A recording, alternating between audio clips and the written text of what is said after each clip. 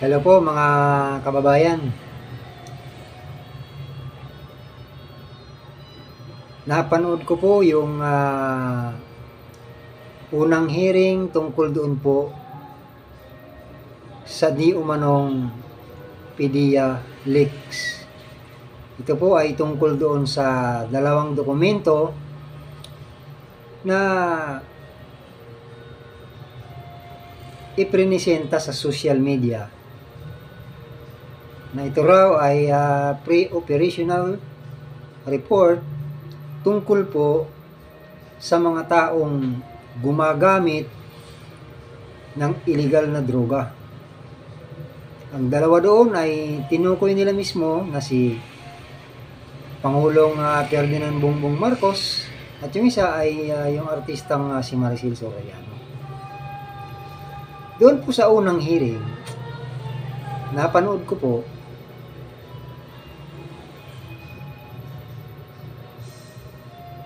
ang sabi ni Jonathan Morales, na siyang sinasabing PDEA agent ng mga panahon na yun, tunay daw yung papel o dokumento na kanyang hawak. Subalit, itong mga taga-PDEA, bago pa man mangyari ang hearing na yan, ay tahasan na pong itinanggi ng nasabing ahensya na walang ganung dokumento ni walang record sa kanila ng ganung listahang ng mga pangalan. Wala po sa kanilang drug watch list ang Pangulong Bongbong Marcos at si Maricel Soriano. Kaya, itong pagdinig na ito, masasabi kong politika ito. Bakit? Bakit po? Sapagkat, yung dokumentong yan, wala pong magagawa yan sa kasalukuyan. Wala pong ebidensyang iniharap doon sa hearing noong April 30 na nagsasabing gumagamit ng illegal na droga ang kasalukuyang Pangulo at si Maricel Soriano. Wala po yan probative value. Wala pong halaga yan. Hindi mo magagamit man sa alinmang korte. Kaya, yung oras na pagsasayang ng Senado at siyempre kasama na niyan yung financial, pera po yun ng mga taxpayer. Sayang lang po. Ito po ay pinamumunuan ni Senator Ronald Bato de la Rosa na siyang chairman ng Committee on Public Order and Dangerous Drugs. Sa pagdinig ng una ay dalawa ang tinalakay doon. Ang una ay yung tungkol sa nasabing nasabat na shabu sa Batangas. At yung pinakahuli, yung ikalawa na, yung karugtong noon ay tungkol na po sa tinatawag niyang PDEA leaks. Diyan pa lang sa pamagat na yan, bias na po ang komite ni Bato de la Rosa. Bakit po niya nilagyan ng PDEA leaks? Ang ibig sabihin po ng PDEA leaks, mayroon pong yung dokumento na yan existing doon sa loob ng PDEA at nailabas. Samantalang, bago pa man ang hearing na yan, itinanggi na po na walang ganung dokumento. At yan po ay falsipikado.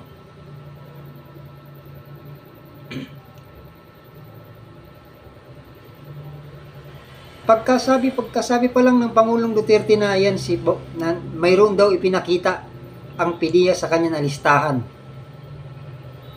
na nandun daw ang pangalan ni Pangulong Bongbong Marcos. Nung mag-press conference ang PDEA, itinanggi na po yun. Wala daw po ganun. So, basura po ang papel na yan. Gawa-gawa lamang upang siraan ang Pangulong Bongbong Marcos at higit sa lahat, masira ang gobyerno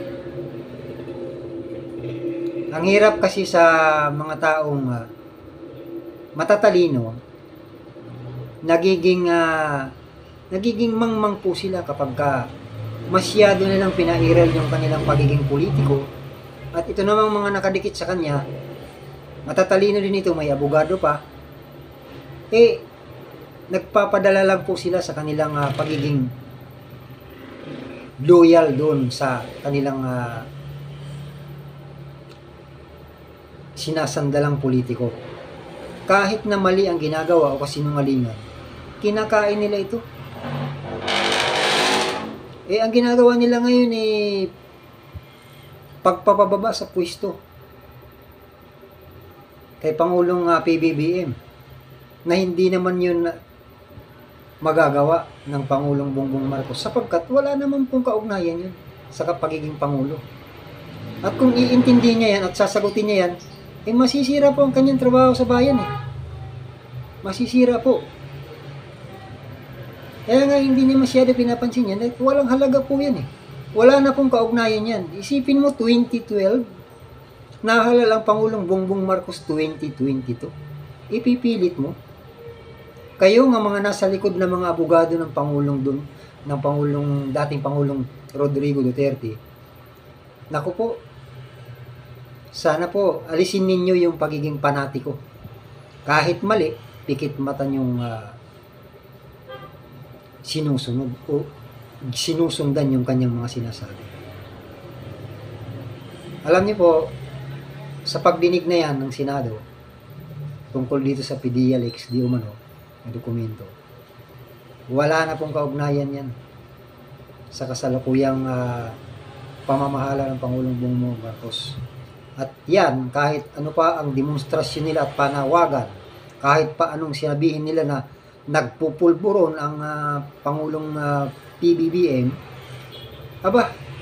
wala po. Hanggang sigaw na lang sila ng ganun. Maglupasay man sila. Wala na silang magagawa kung walang suporta ng nakararami.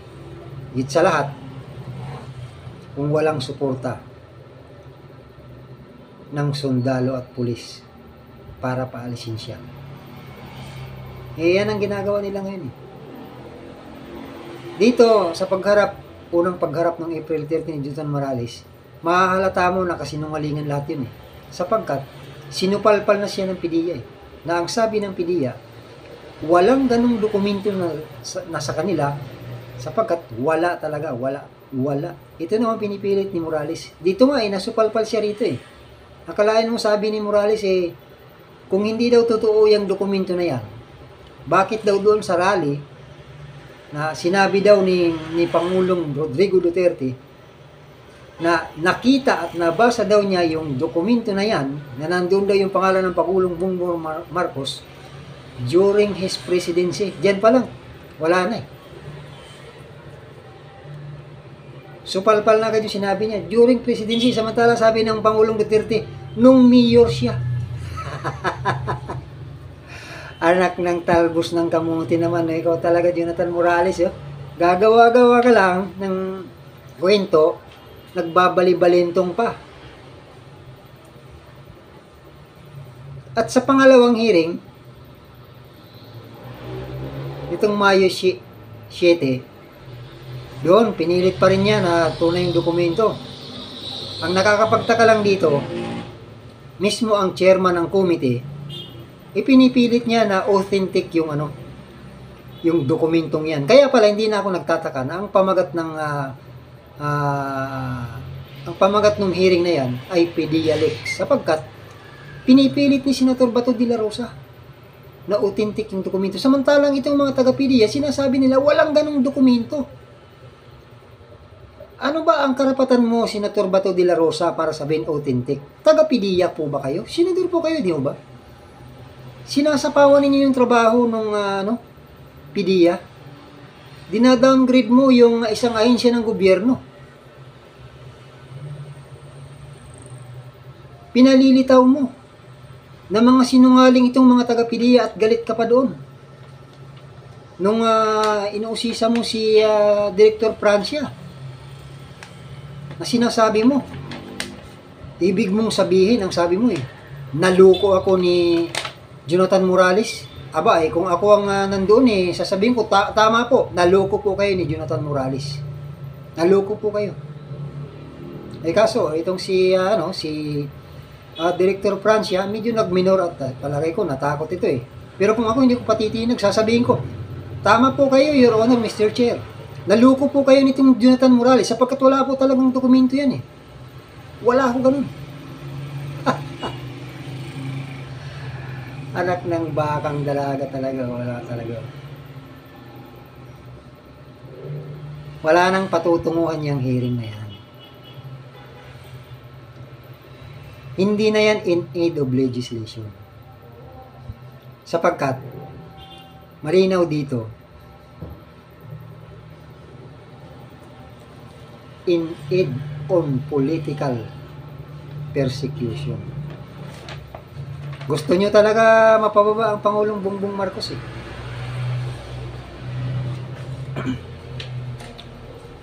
Yung mga nananawagan bumaba ang Pangulo, ang sasama ng loob ng mga hindi nabigyan ng posisyon Pagkatapos kasi ng election, may 1 year ban yung mga kumandidato, hindi ma-appoint. After 1 year ban, doon na nagsimula isa-isa nang bumatikos sa Pangulong Bongbong Marcos. Una dyan, si Harry Roque.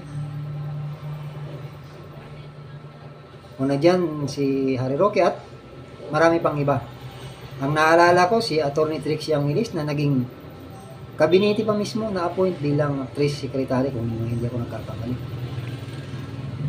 Subalit, ito po ay nawala sa gobyerno at ngayon, sumasama sa mga panawagan.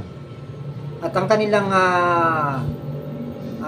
bala yung paggamit daw ng pulburon. Kung dokumentong papel na yan na piki ang inyong ihaharap para lang palitawin na gumagamit ng illegal na droga ang Pangulong Bongbong Marcos, wala po yun. Wala pong halaga yun.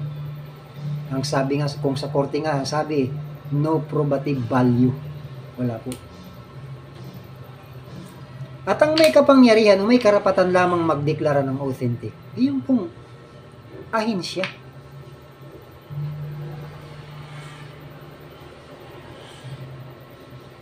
Na may hawak ng nasabing dokumento. Pinabulaanan na ito na talagang walang ganong dokumento Ibig sabihin, gawa-gawa lang yung dokumento at kasinungalingan ni Jonathan Morales. Nagamit lang siguro ito si Jonathan Morales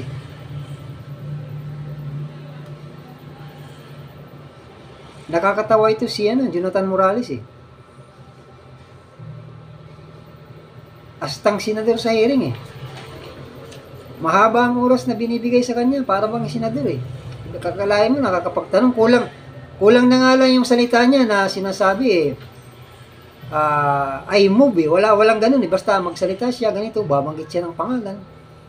Ito naman pagbibigyan ni Bato at sasabihin, sige, ipatawag yung ganitong binanggit na pangalan. Samantalang, unang hearing pa lang, at yan mismo sa pangalawang hearing, wala na po yung kanyang mga testimonya. At hindi na po talaga magagamit yung papel na yan. At yung sinasabi nila, mayroon silang video ng pulburon. Nagpupulburon daw ang Pangulong Bongbong Marcos. Bakit hanggang ngayon, mag-iisang taon na? Magmula nung sabihin nung Maharlika na yan, na may video hindi nilalabas. Ano yan? Ang aking komento dyan ang aking hinala dyan Ano yan? Gumagawa kayo ng AI? Gumagawa kayo ng video na AI para ang tagal Kasi kung mayroon yan, baka yan magkaroon ng halaga. Hindi yung papel. Kasi yung papel tinanggi na yan Yung video na yan, kapag pinakita yan, baka yan magkaroon ng halaga. Baka yan magkaroon ng probative value. Pero yung papel, wala basura yan Kasi tinanggi na ngayon siya. At ikaw naman, Senator Bato de la Rosa, dapat hindi ka kaagad nag-conclude na authentic. Ikaw ang dumidinig dyan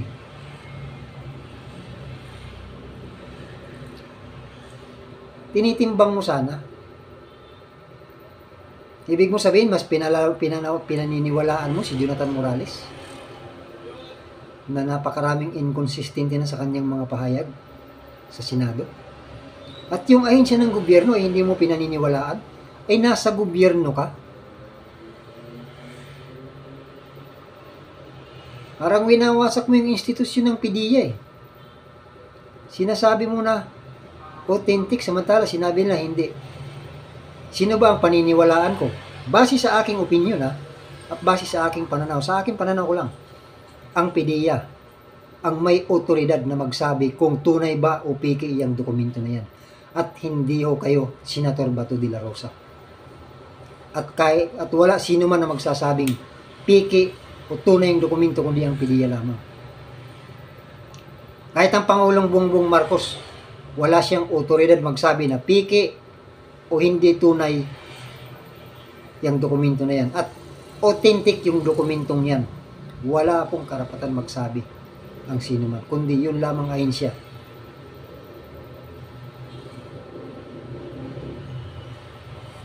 Na pinararatangan na di umano ay nag-leak. Wala pong nag-leak ang totoo dyan. Bakit?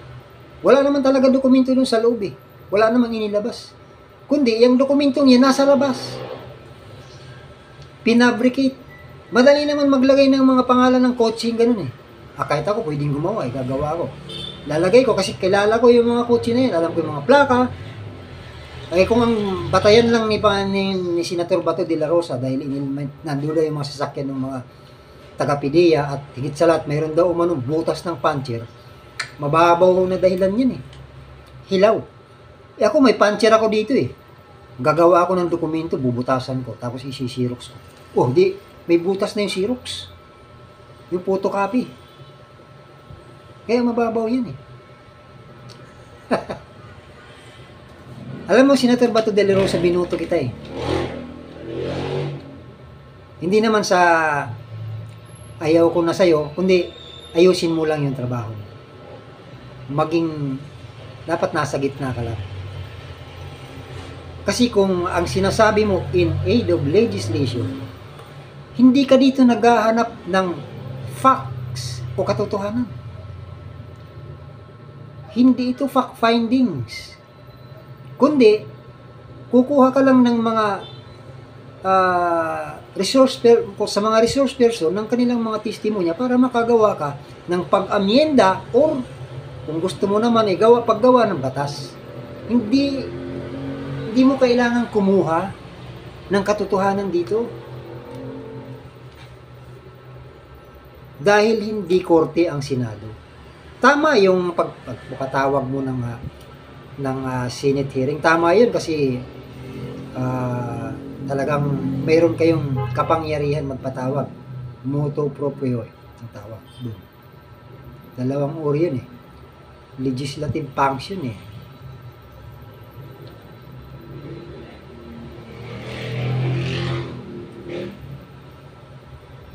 Kaya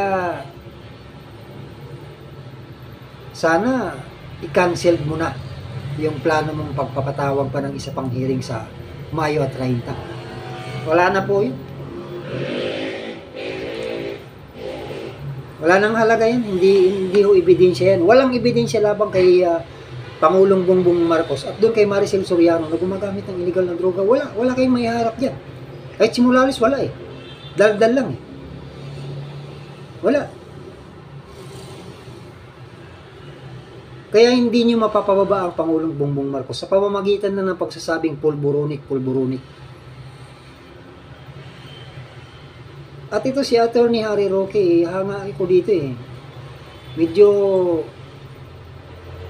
okay naman ang pagiging abogado niya. Kaya lamang kinakain siya ng politika. Nagdaramdam siya pag hindi napapagbigyan ng kanyang gusto. Hindi siya na-appoint ng Pangulong Bongbong Marcos samantalang nung katikit ni sa Senado katikit siya. Ay nung matalo, ang inaasahan niya siguro maa-appoint siya sa gobyerno after 1 year ban. Kaso hindi. Ayun, nagsimula na siya.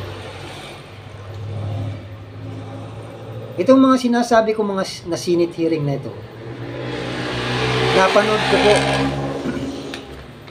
yung Senate hearing noong April 30 at saka yung May 7. Ilalagay ko po dito yung link ng pagdinig na yan dito po sa description ng video ko. Ilalagay ko po. Kung gusto niyo pong panoorin ito, yung mga testimonya at mga sinasabi doon sa hearing ni Ronald Bato de la Rosa at ng iba pang mga resource person tulad ni Jonathan Morales at ang taga-PDEA, pwede niyo pong panoorin kung totoo ba ang sinasabi ko at komentaryo ko. Kaya ako nagbigay ng reaction dito tungkol sa pamagat na ito na PDEA leaks sapagkat ito po ay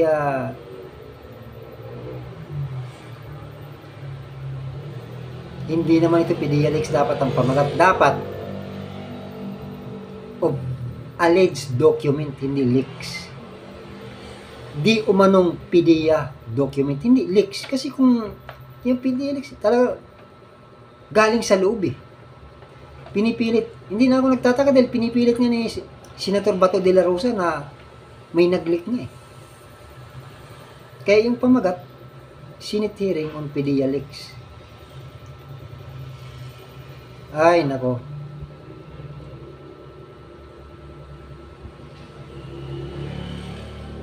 Ano na nangyayari sa bayan natin?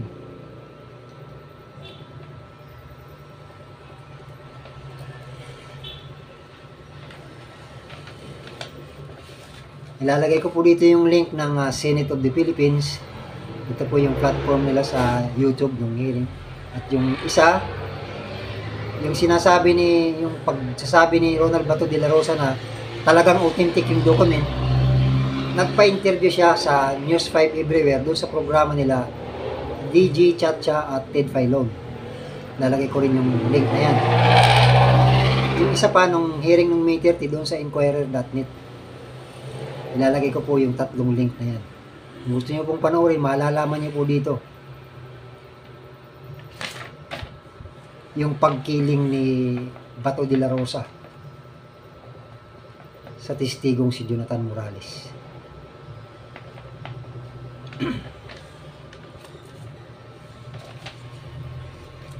Ang hirap sa isang matalino na nagiging mangmang dahil sa kanyang paniniwala na kahit na mali, ipilit pa rin niyang pinaniniwalaan. Kapag matalino ka, dapat mapanuri ka. Matalino ka eh. Hindi ka dapat nagpapabula. Hindi ka dapat gullible. Hindi ka isip bata na kapag nakarinig ka ng ganito, agad mo paniniwalaan. Sayang yung pagiging matalino ng isang tao pagka ganun. Ito matatalinong mga to, si Senator Bato de la Rosa ay 4-star general to, naging PNP chief. Yung mga abogado pa na kumakampi ngayon na sumisigaw ng pagbabasa ng Pangulong Bongbong Marcos ng presidency. Si Pangulong Duterte, matalino din yan. Naging Pangulo pa nga eh. Ang totoo, binoto ko rin yan ng Pangulong Duterte. Nung panahon ng Pangulong Duterte, sang-ayon ako sa kanyang mga patakaran na ayon sa batas. Pero mayroon na ako minsan hindi sinasang-ayunan. Nung Pangulo pa ang Pangulong Duterte. Nung ito ay mangyari doon sa pagpatay kay Kian de los Santos, talagang malinaw dito na may pag-abuso ang mga pulis. At yan ay kailangan naman talaga i-prosecute.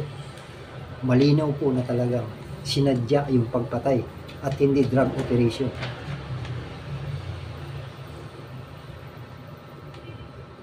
Pero yung war on drugs ni Duterte, tama yun eh. Bakit?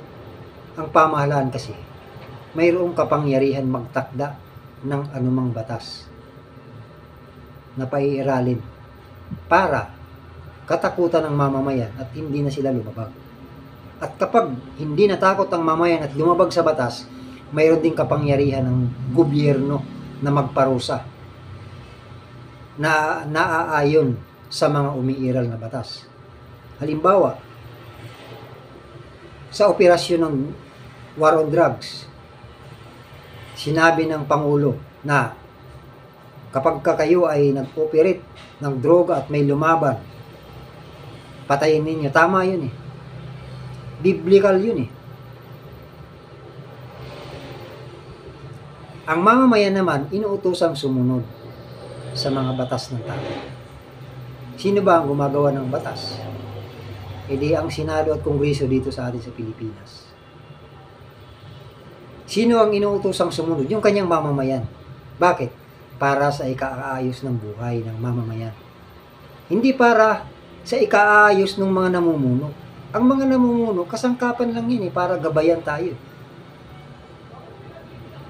Inihahalal natin sila para tayo ay pamunuan ng maayos.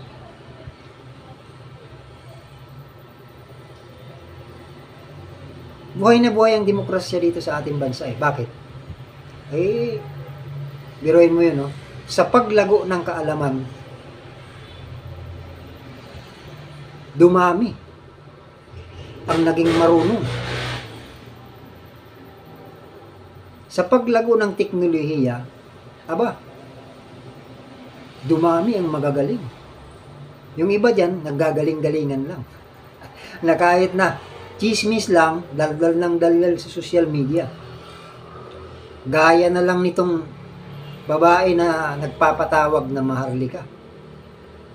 Masama yata talaga ang loob nito kay Pangulong Bongbong Marcos sapagkat baka mayroon din itong inaasahang posisyon sana nung manalo, kaya lang parang hindi naman siya binigyan, kaya masama ang loob. Ang totoo, ang sabi nga ni Senator Amy Marcos doon sa interview sa ESPN ata yun, panood ko, na talagang loyalist yan si Maharlika. Kaya lang, bakit nga daw siya bumaliktad? Isa lang yun. Baka naghahangad siya ng posisyon. Umiling siya, hindi siya napagbigyan. At ngayon, araw-araw, baka oras lang ang pagitan, daldal sa susunod, wala namang katuturan Wala namang kwenta.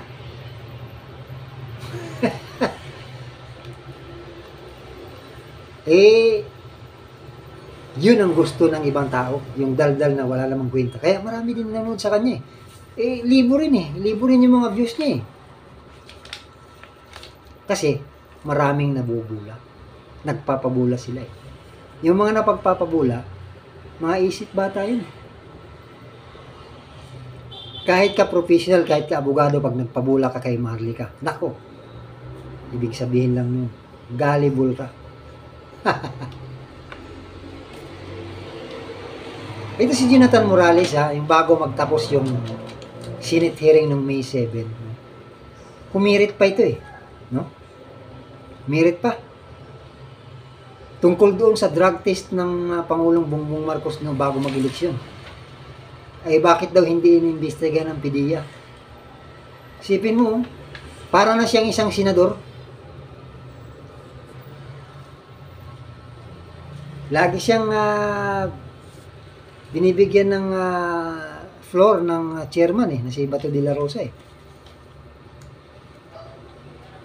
Ngayon, patatawag na naman yung nagsagawa ng drug testing. Baka sa May 30 yata. Dadalo yun kasi patatawag daw Granted.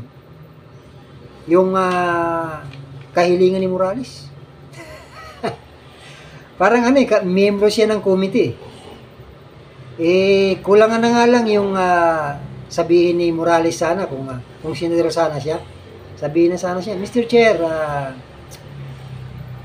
meron lamang po akong hiling, ipatawag sana dito yung mga nagsagawa ng drug testing kay Pangulong Bongbong Marcos noong 2022. I move, dapat ganun,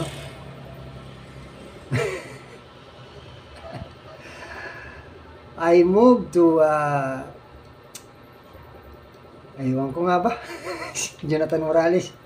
Parang senador talaga Laging granted yung kanyang mga kahilingan. Isipin mo, kapag binanggit yung pangalan, patatawag ni Bato de la Rosa. Meron naman ilan, hindi naman pinatulan na ni Bato. Si Maricel binanggit, pinatawag.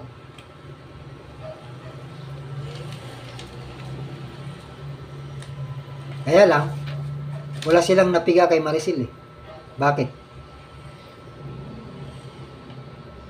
Ay bakit mo naman pipigayin si Maricel dun? Kahit na ba papalagay na natin ha, gumagamit siya ng droga. Yan ba ang tamang binyo para umamin na wala ka namang legal na basihan? Isang papel na wala namang katibayan, wala namang hinaharap na ebidensya.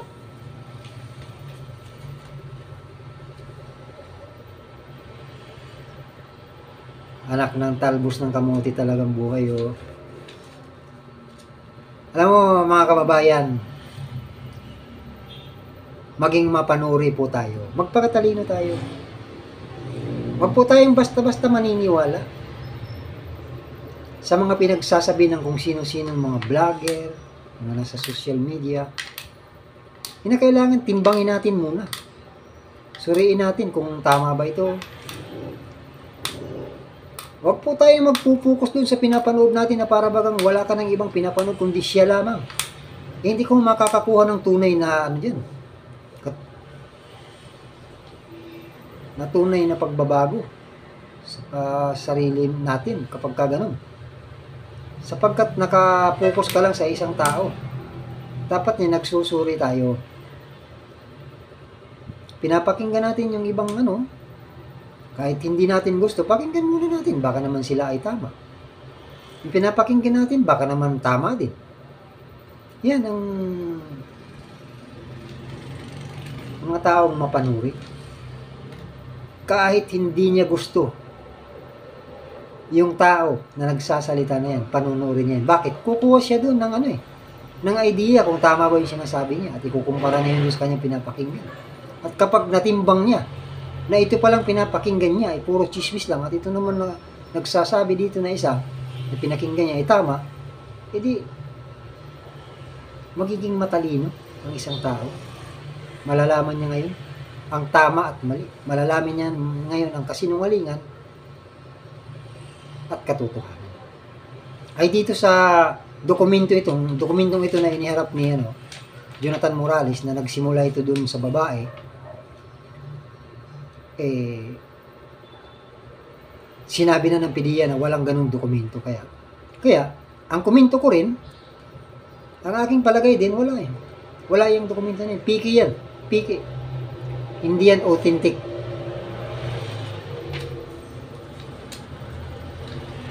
Gaya ng sinasabi ni Senator Ronald Bato de la Rosa na authentic. Ang committee report mo yan, talagang sasabihin mo, authentic.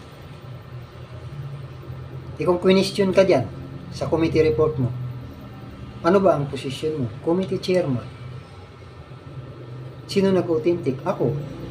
Na-authentic yan. Taga-PDEA ho ba kayo? Ano ba sabi ng PDEA? Hindi ho yan. Walang dokumentong ganun. Ako, yari. Ay, bakit ikaw nag-authentic? Anak ng talbos ng kamote talaga, oh. Hindi dahil sa may butas ng puncher, totoo na. Hindi dahil nandun yung mga plate number o mga plaka ng kotse ng mga taga-PDEA na nanyan pa sa kasalukuyan. Totoo na. Pwede ako maglagay. Kotse ng Pangulo, ilalagay ko dito sa papel. Kotse ng Vice President, ilalagay ko. Kotse ng isang senador. Madali. Pero, totoo na ba yung sinulat ko? Authentic na ba yun? Hindi. Senator Bato de la Rosa, medyo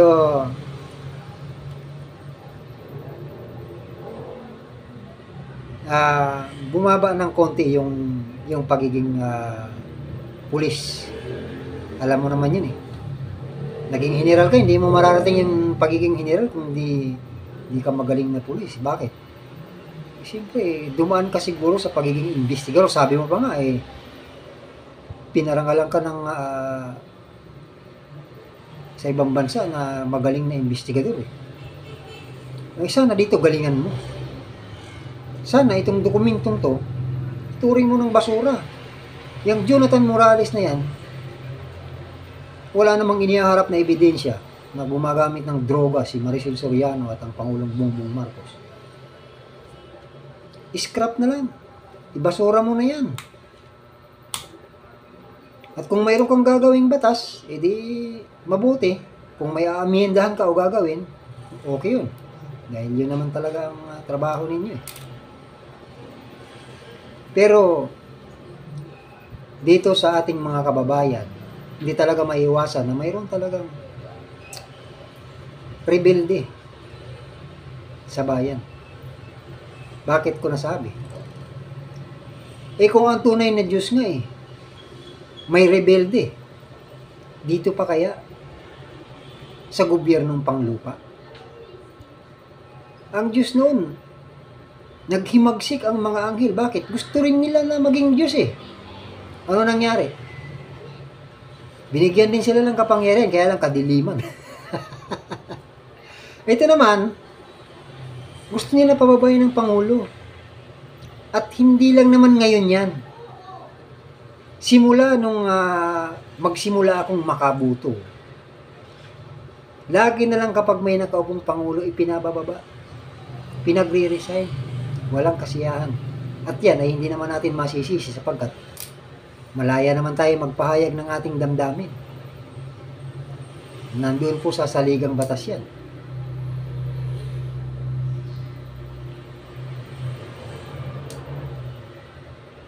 Kaya lang, yung ating isisigaw dapat, may batayan.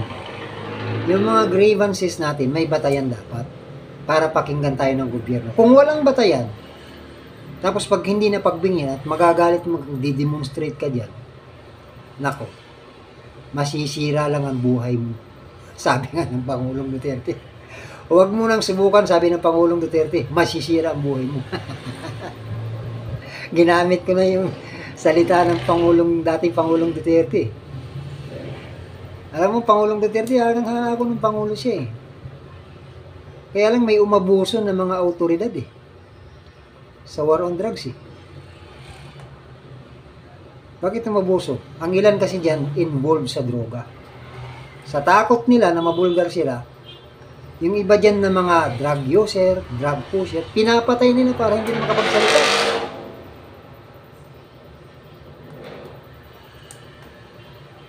Kaya doon ngayon nagkaroon ng usapin na di umano ay nagpapatay daw ng maraming tao ang Pangulong Duterte. Pero, kung sa pagtupad ng tungkulin ay tama ang Pangulo at tama yung mga law enforcement at may napatay, walang nilabag na batas ang ating mga law enforcement, yung ating mga law enforcers, walang nilabag, wala akong pananagutang kriminal ang Pangulo at ang mga law enforcers. Bakit? Legal Tama Kailan may pananagutan ng Pangulo? Kung mayroong nalabag dun sa operasyon, lalo na sa illegal na droga.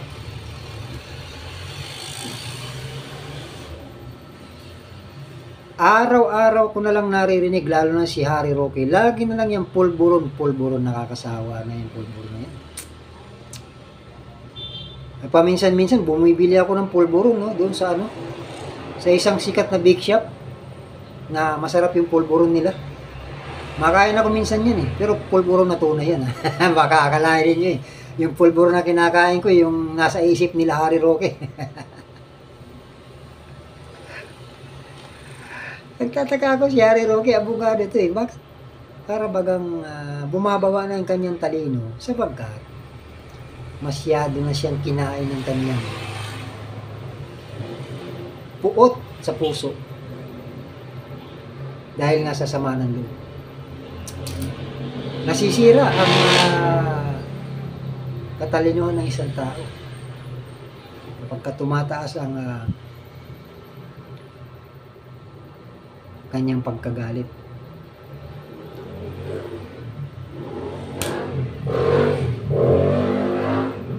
Kaya mga kababayan,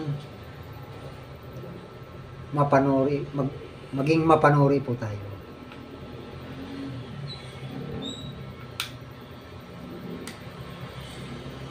Sa grupo ng ating dating Pangulong Rodrigo Duterte. Medyo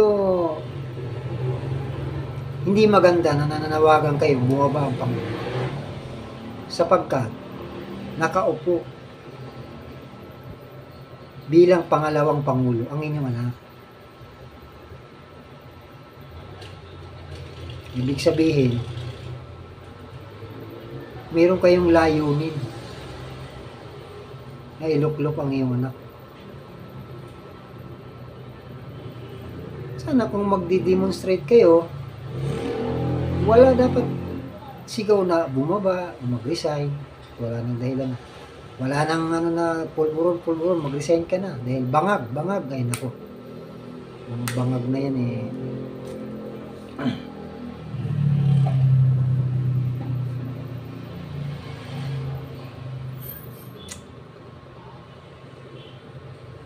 Medyo mahaba-haba na yung aking tinatalakay. Ang aking tinalakay lang naman dito dito tungkol naman sa pagdeklara ni Senator Bato de la Rosa na authentic yung dokumento. Ako, ang aking pananaw ko dyan at opinion, hindi tama na nag-conclude si Bato de la Rosa na authentic, sapagkat hindi siya ang authority para magsabi nun, kundi ang PDEA. Na-debunk na ng PDEA yan eh. Bago pa man yung hearing, sinabi na walang ganung dokumento, walang ganung listahan sila na nandun yung Pangulong Bongbong Marcos. Wala. Doon pa lang sana tumigil na sila. Kaya lang, hindi talaga tumitigil ito sapagkat may layunin nga eh. Talagang gusto nilang pababain ng Pangulong Bongbong Marcos eh. Pero, hindi nyo mapapababa yan. Bakit? Wala namang suporta ng pulis at militar eh.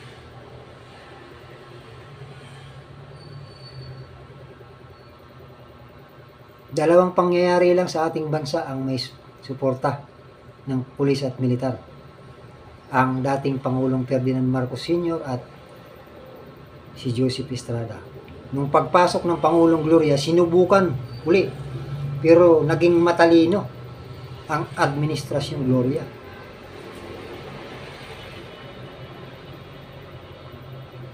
Kaya hindi siya napababa eh. Sinubukan din. Napababain din ng Pangulong Pinoy kung ano-anong pinagsasabi rin. Wala rin, hindi nagtagumpay. Nung maupo din ng Pangulong Duterte, may mga panawagan din, hindi rin. Bakit? Wala talaga eh. Wala suporta eh. Yung kudita na yan, illegal sana yan eh. Yung pag-aaklas, illegal kapag hindi nagtagumpay. Pero pag nagtagumpay, revolusyon ang tawag. Okay, kasama yung militar, saka pulis. Paano pagka hindi nagtagumpay? Kaso ang aabuti ng mga nag-aaklas. Gaya ng halimbawa, nila dating Senador Antonio Trillanes na kanyang mga kasamahan na nakasuhan. Si dating Senador Gringo Honasan, nakaranas pa nga ng pagkakabilanggo.